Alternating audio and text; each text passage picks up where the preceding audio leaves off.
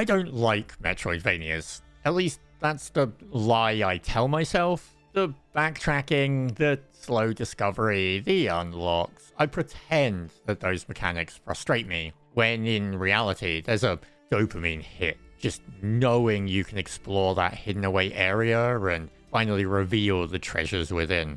Maybe I should face facts. I mean, Hollow Knight and Dead Cells both sit in my top game lists, and I could write video essays about how Ori scarred me emotionally. Maybe I should just embrace it. Maybe I should ease into it with something light. What could I find? Maybe a game focused on the duality of life and death and how grief is a personal journey we must all take so that from an ending, a beginning is found. You know, something nice and light. Something like this.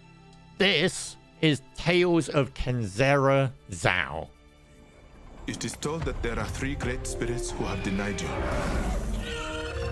I seek my Baba's return in exchange for these spirits. There's a lot going on in Tales of Kenzera Zau, and heavy themes are stacked up on each other like Jenga bricks, which is why it's just so impressive to me that at no point in my 9 hours did the game fumble them once. Now, a warning before we truly get into this. We're going to be mentioning some heavy themes such as death and personal grief. They're the wheels on which this bike rides. If at any point the discussion gets too much, walk away, come back if or when you are ready. Let's get into it.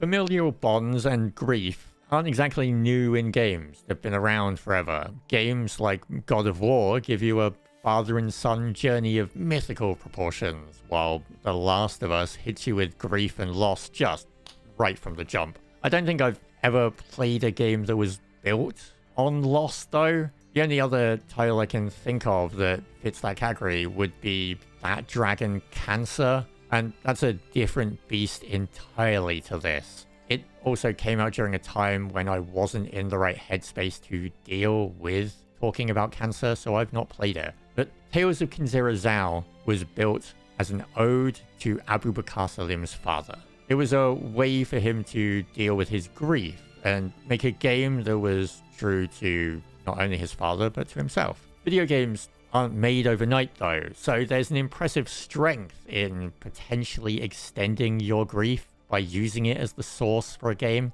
Using game design as catharsis, that would be one thing, but to swim in loss, to use it as a core ideal for your game, I'm not sure I have a strong enough character for that. What's even more impressive though is taking that grief and just honing it in such a way that you create a story that is truly beautiful from it. Because that's what Tales of Kenzera Zau is. Beautiful from start to finish.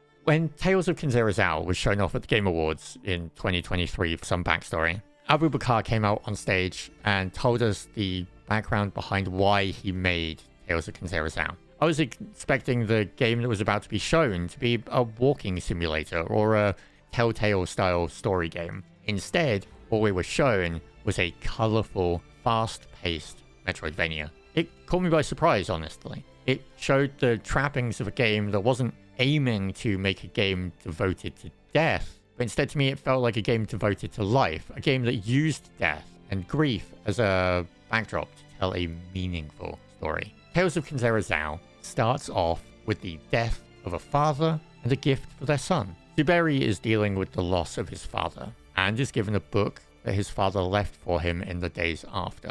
Within those pages, our story lies. Zau, shaman to the people of Amandla, beseeches Kulunga, the god of death, to return his father's spirit to him. And in exchange, Zau will help shepherd the 3 great spirits who have denied Kulunga into the realm of death. It's a simple enough exchange, but to aid him in this journey, Zau is equipped with 2 masks that used to belong to his father. The Mask of the Moon, which is a mask focused on ranged attacks and freezing status, and the Mask of the Sun, a close-ranged combo mask, fast. The game gives you free reign to swap between them as needed during combat, which can set up for some very, very satisfying combinations. There's this duality That's the name of the game here. It's a theme that keeps appearing throughout. Fathers and sons, life and death, the two masks, and there's more that I can't get into for spoiler reasons, but also show that duality link.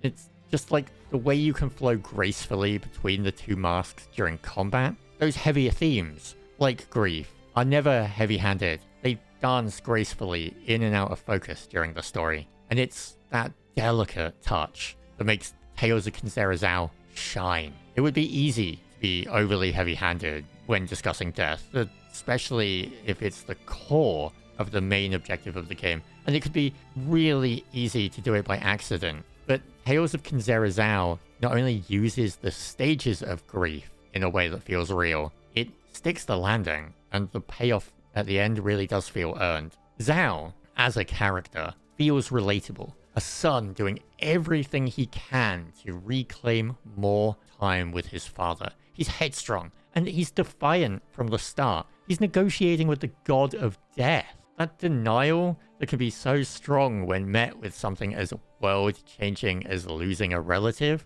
that's crazy. There's a moment when Zau proclaims, "The choices I make, they're always wrong." And that self-defeatism, that helplessness at not knowing how to fix the situation, it spoke so true to me that I'm still thinking about it as I'm writing this. The world design also shares the idea of that traumatized beauty. It's a vibrant world of color trying to shine through underneath this anguish that's going on. We're shown villagers beset by storms, poison that seeped into the land, ruining lush waterways, deserts that have a majesty to them underneath a struggling volcano that no longer lies dormant. All of this is then backed up with a soundtrack that just brings the world to life. And then the voice acting also deserves a mention. It's a great supporting cast, and Abu Bakr himself playing Zau, all of the characters end up shining because of it. But unfortunately, that theme of duality,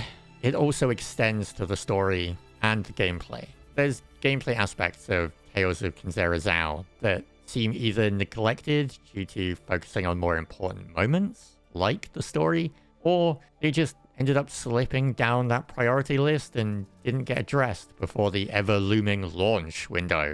There's only so many hours in a day, but most importantly of the issues is the map. Like, I may be spoiled by having recently played Prince of Persia: The Lost Crown, which has a map that just excels when it comes to giving you information, but the map in Tales of Kenzera Zau leaves a lot to be desired. I mean, yes, okay, if you want to get technical, it does its job. It is a map, and yeah, it does allow you to go from point A to point B. It shows you your objective. It also shows you other markers, yeah.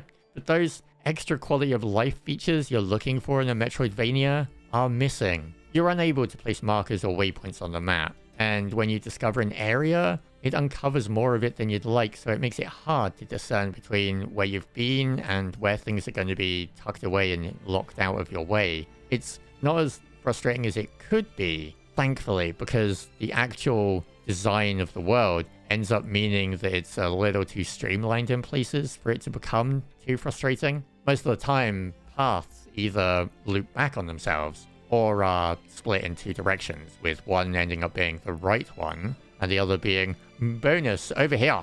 There are rooms tucked away and scattered around, but the depth and discovery that you really seek in a Metroidvania, it's missing. It's not as strong here as you would really want it to be, which it's a shame. The rest of the game is satisfying enough, and the story really got me through this, and combat allows you to pick a playstyle that works for you and builds upon it, whether it's mainly focusing on a singular mask or ending up weaving them both together. You can have this fluid design where you dash towards an enemy, knock them up with the Mask of the Sun, and then hit them a few times with the Moon Mask's ranged ability before then just doing a melee combo on them and finishing them off. It just enables such great movement. And there's trinkets that can be found throughout the world as well. You know, you'd kind of expect them in a Metroidvania. They're the item you equip in a number of slots that give you alterations to damage or spirit collection. And you can unlock more of them through shaman trials that are hidden away.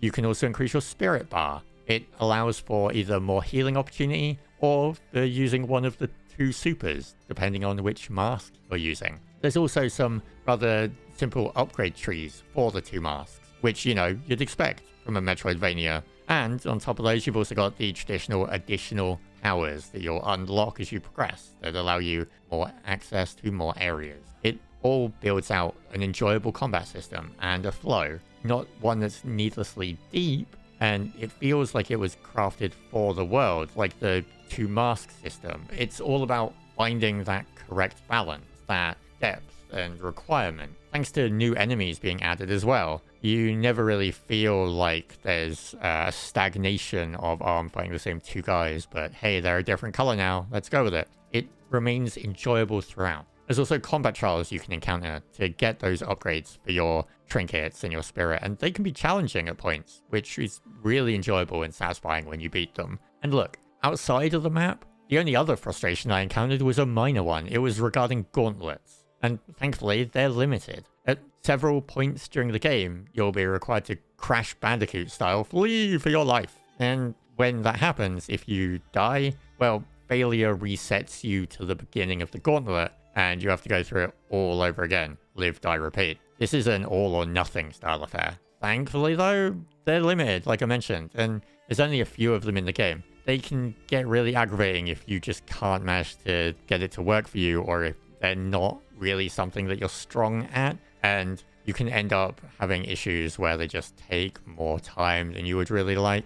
Like, you know, if you were to say bounce off of a door at the end of one of them for over 30 minutes. Not that that happened to me or anything. And look, these minor missteps with the map system and the gauntlet checkpoints, they still aren't enough to detract from what Tales of Kenzera Zau is trying to accomplish. It may not reach the heights of a Hollow Knight or Ori and the Blind Forest, but you know what? For a first attempt, and for a game coming from the place it did, I'm glad it exists. Tales of Kenzera Zau manages to achieve a clean and impressive result. It tells an engaging story from start to finish, and I really have nothing but respect for Abu Bakr Salim for taking his grief and channeling it into just such a beautiful story that both his father and he should be proud of.